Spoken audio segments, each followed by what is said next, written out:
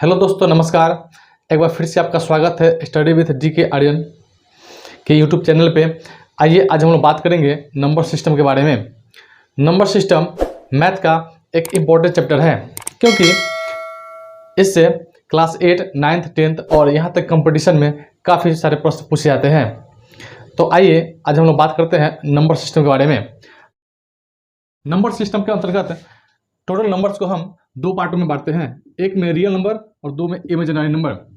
Real number जानने से पहले आइए हम बात कर लेते हैं पहले इमेजिनरी नंबर के बारे में। इमेजिनरी नंबर यानी कि काल्पनिक संख्या है। इसके अंतर्गत हम उन संख्याओं को रखते हैं जिनका वर्गमूल ऋणात्मक होता है, जैसे में √(-3), √(-5), √(-11) इत्यादि। इन संख्याओं का कोई वर्गमूल निकालना संभव नहीं होता है। इसे हम आगे चलकर कॉम्प्लेक्स नंबर के अंतर्गत इसका अध्ययन करते हैं। जैसे में हम √-3 को लिख सकते हैं √3 गुना √-1। यहाँ √-1 को हम i द्वारा डिनोट करते हैं, यानी आयोटा के द्वारा। इसको हम ऐसे कह सकते हैं √3i। इस प्रकार के संख्याओं का अध्ययन हम कॉम्प्लेक्स नंबर यानी सम्मिश्र संख्या के अंतर्गत अध्ययन करते हैं। रियल नंबर को दो भागों में बांटा गया है। पहला भाग रेशनल नंबर यानी कि परिमेय संख्या, और दूसरा भाग इरेशनल नंबर यानी कि अपरिमेय संख्या कहलाता है। तो आइए अब बात करते हैं रेशनल नंबर के बारे में। रेशनल नंबर यानी कि वैसा संख्या जिसे हम P/Q के रूप में लिख सकते हैं, उन संख्याओं को हम परिमेय संख्या कहते हैं। लेकिन यहाँ एक बात ध्यान रखना होता है कि Q is not equal to 0। यहाँ Q का मान 0 के बराबर नहीं होना चाहिए। तो कुछ परिमेय संख्या जैसे में 1/2, -4/3, 0, 8, -7 इत्यादि, ये सभी परिमेय संख्या है। अब बात करते हैं हम अपरिमेय संख्या के बारे में। तो अपरिमेय संख्या यानी कि वैसी संख्या जिसे हम P/Q के रूप में नहीं लिख सकते हैं, उन संख्याओं को हम अपरिमेय संख्या कहते हैं। जैसे में √5, √6, √2, √11। इसके अलावा पाई भी एक अपरिमेय संख्या है। कभी कभी हम पाई का मान 22/7 के रूप में यूज करते हैं, जो कि यह एक अपरिमेय संख्या नहीं है।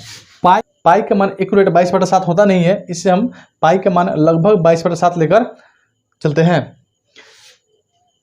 इसका एक और दूसरा मान होता है पाई = 3.1416 इत्यादि। यह संख्या नॉन रिपीटेड होती है, यह इसके आगे कोई रिपीट नहीं होता है, इसलिए इसे हम अपरिमेय संख्या कहते हैं।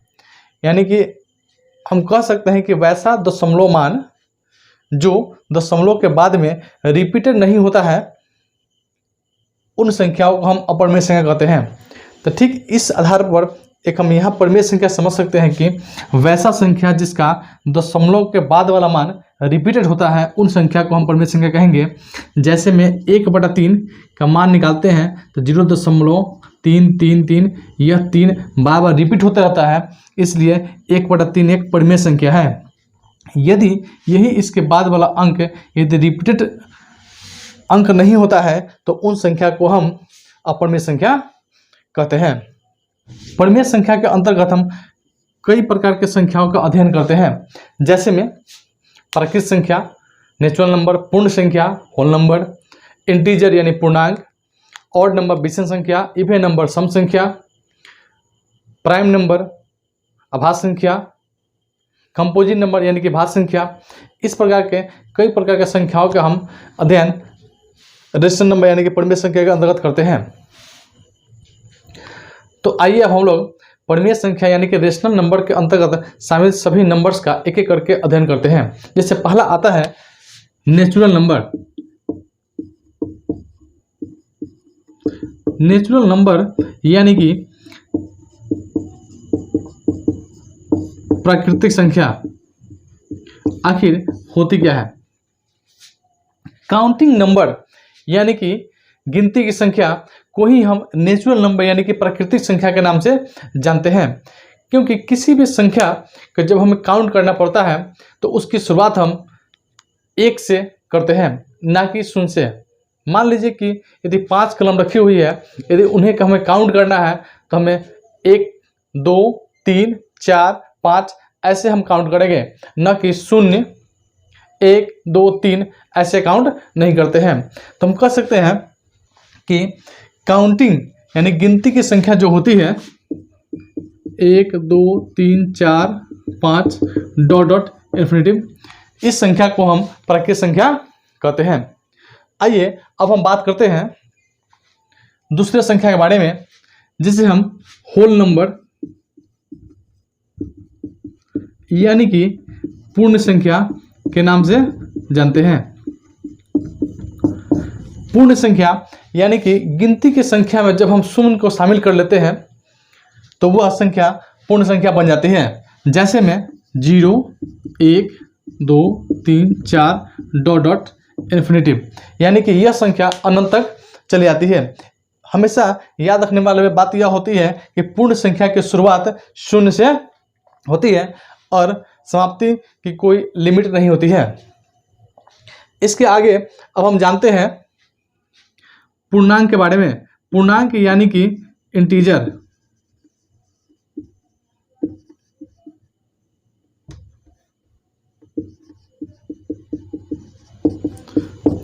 जब पूर्ण संख्या को धनात्मक चिन्ह के साथ साथ ऋणात्मक चिन्हों के साथ में लिखते हैं तो इस प्रकार हमें जो संख्या प्राप्त होती है उस संख्या को हम पूर्णांक संख्या कहते हैं। जैसे में -5 -4 -3 -2 -1 0 1 2 3 4 5, इधर ये भी अनंत हो जाती है और इधर ये भी क्या होती है, अनंत तक चली जाती है। तो पूर्णांक संख्या के माइनस में भी अनलिमिट होती है और इधर प्लस में भी अनलिमिट होती है। तो आइए अब हम बात करते हैं इवन नंबर के बारे में। इवन नंबर यानी कि सम संख्या। वैसा संख्या यानी कि वैसा नंबर जिसमें 2 से पूरा भाग लग जाता है उन संख्या को हम सम संख्या यानी कि इवन नंबर कहते हैं। जैसे में 2 4 6 8 10 12 डॉट डॉट इन्फिनिटिव, यानी कि 2 से भाग लगने वाली जितनी सारी संख्याएं होती है सभी संख्या को हम सम संख्या यानी कि इवन नंबर कहते हैं। अब बात करते हैं ऑड नंबर के बारे में। ऑड नंबर यानी कि विषम संख्या। वैसा संख्या जिसमें 2 से भाग नहीं लगता है, यानी कि वे संख्याएं जो 2 से पूरी तरह विभाजित नहीं होती हैं उन संख्याओं को हम ऑड नंबर यानी कि विषम संख्या कहते हैं। जैसे में 1 3 5 7 9 डॉट डॉट इन्फिनिटिव, ये सभी संख्याएं विषम संख्या कहलाती हैं। अब बात करते हैं हम प्राइम नंबर। प्राइम नंबर यानी कि अभाज्य संख्या। वैसी संख्या जिसका केवल 2 गुणनखंड होता है उन संख्या को हम अभाज्य संख्या कहते हैं। जैसे में 2 3 5 7 11 13 डॉट डॉट इन्फिनिटिव, यानी कि ये सभी संख्याएं एक ऐसी संख्या है जिनका केवल 2 गुणनखंड होता है, यानी कि 2 केवल 1 और 2 से विभाजित हो सकता है। जैसे 7 में केवल 1 और 7 से ही भाग लग सकता है। इसके अलावा कोई तीसरा संख्या नहीं है जो कि 7 से 7 को विभाजित कर सके। इसलिए हम कहते हैं कि ये सारी जितनी सारी संख्याएं हैं ये सब क्या है, अभाज्य संख्या है। अब यहाँ एक महत्वपूर्ण बात यह है कि 2 एक ऐसी संख्या है जो सम संख्या होते हुए अभाज्य संख्या है। यहाँ एक प्रश्न ऐसा बनता है कि सबसे छोटी अभाज्य संख्या कौन है, तो वह 2 होती है। सम अभाज्य संख्या कौन है, तो भी उसका आंसर 2 होता है। 2 को छोड़कर बाकी जितने सारे संख्याएं होती हैं, ये सभी संख्याएं अभाज्य होने के साथ साथ विषम संख्या होती है। केवल 2 ही एक ऐसी संख्या है जो अभाज्य होने के साथ साथ सम संख्या है। आपकी सुविधा के लिए हम बता देते हैं कि 1 से लेकर 50 के बीच में कुल 15 अभाज्य संख्या होती है। इसे निकालने का कोई शॉर्टकट ट्रिक नहीं होता है, इसे आप लिख कर काउंट कर सकते हैं। ठीक इसी प्रकार 50 से लेकर 100 के बीच में 10 अभाज्य संख्या होती है।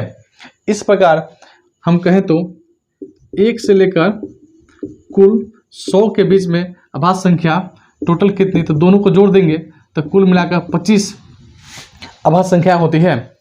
इसे आप लिखकर गिन सकते हैं और याद भी कर सकते हैं। आइए अब बात करते हैं कंपोजिट नंबर के बारे में। कंपोजिट नंबर यानी कि भाज्य संख्या वैसी संख्या जिसके 3 या 3 से अधिक गुणनखंड होते हैं, उस संख्या को हम भाज्य संख्या यानी कंपोजिट नंबर कहते हैं। जैसे में 4, 6, 8, 9, 10 इन्फिनिटिव, ये सारी संख्याएं ऐसी संख्या है कि जिनके 3 गुणनखंड, जैसे में 4 के 1, 2 और 4, 3 ऐसे गुणनखंड हैं कि इन तीनों से 4 विभाजित हो जाता है। उसी तरह 9 के गुणनखंड 1, 3 और 9, ये तीनों ऐसे गुणनखंड है कि इससे 9 विभाजित हो जाता है। यहाँ एक बात ध्यान देने वाला यह है कि एक एक ऐसी संख्या है, यह न तो भाज्य है और न ही अभाज्य है।